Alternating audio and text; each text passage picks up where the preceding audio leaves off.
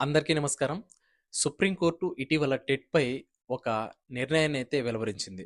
మరి అది ఏపీ ఉపాధ్యాయులపై ఎంతవరకు ప్రభావం చూపుతుంది?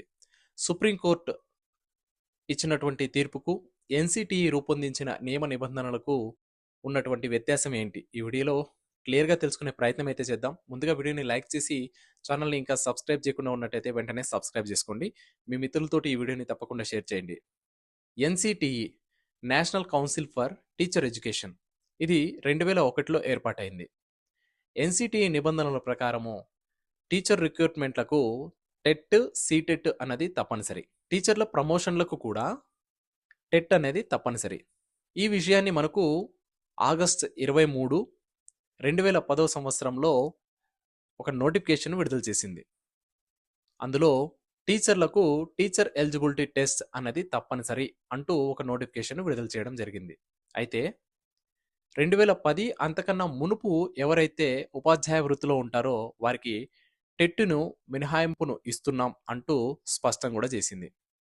2014 నవంబర్ 12 పై స్థాయి ప్రమోషన్ పొందాలంటే తప్పనిసరిగా టెట్ క్వాలిఫై అయి ఉండాలి అనేటువంటి నిబంధనను కూడా వెలువరిస్తూ ఒక నోటిఫికేషన్‌ని జారీ చేసింది. ఇక ఏపీ ప్రభుత్వము జీఓఎంఎస్ నంబర్ 51ని విడుదల చేస్తూ అందులో 2010 అంతకన్నా మునుపు ఉపాధ్యాయ వృత్తిలో రిక్రూట్ అయినటువంటి వారికి టెట్ నుంచి మినహాయింపుని ఇస్తున్నాం అనేటువంటి విషయాన్ని స్పష్టంగా తెలియజేసింది.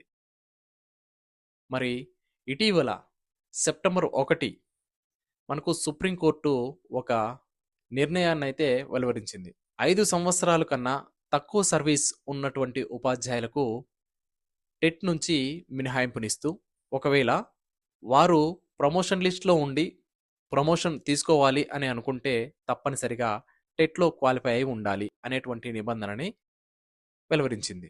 5 సంవత్సరాల కన్నా ఎక్కువ సర్వీస్ ఉన్నటువంటి ఉపాధ్యాయులు తప్పనిసరిగా టెట్ క్వాలిఫై అవ్వాలి. ఇందులో మనకు 2 నిబంధనలు కనపడతాయి. ఏంటనంటే 2009 తర్వాత ఎవరైతే ఉపాధ్యాయ వృత్తిలో జాయిన్ అయ్యారో వారు తప్పనిసరిగా టెట్ క్వాలిఫై అవ్వాలి.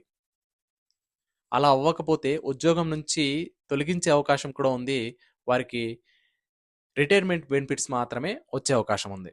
2009 అంతకన్నా మునుపు జాయిన్ అయినటువంటి ఉపాధ్యాయులకు వారికి కూడా 2 సంవత్సరాల లోపు తప్పనిసరిగా టెట్ అనేది క్వాలిఫై అవ్వాలి.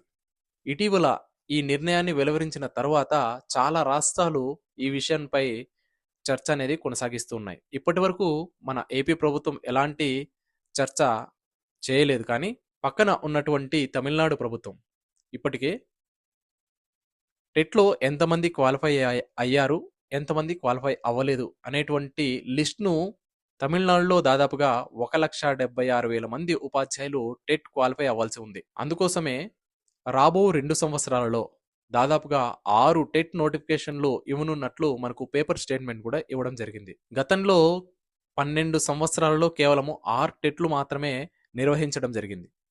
ఇప్పుడు ఏకంగా రాబో 2 సంవత్సరాలలో అంటే 2027 ఆగస్టు లోపు మనకు 6 నోటిఫికేషన్‌లను ఇవ్వనుంది. ఆంధ్రప్రదేశ్‌లో వేలాది మంది ఉపాధ్యాయులు రాబో 2 సంవత్సరాలలో వెలువడేటువంటి టెట్ నోటిఫికేషన్ ద్వారా పాస్ అవ్వాలి. లేదంటే ఉద్యోగము అలాగే ప్రమోషన్‌లో చాలా సమస్యలు ఎదురయ్యే అవకాశం అయితే ఉంది. మరి ఏపీ ప్రభుత్వము దీనిపై ఎలాంటి నిర్ణయం తీసుకుంటుంది అనేదాన్ని మనం వేచి చూడాల్సిన పరిస్థితి.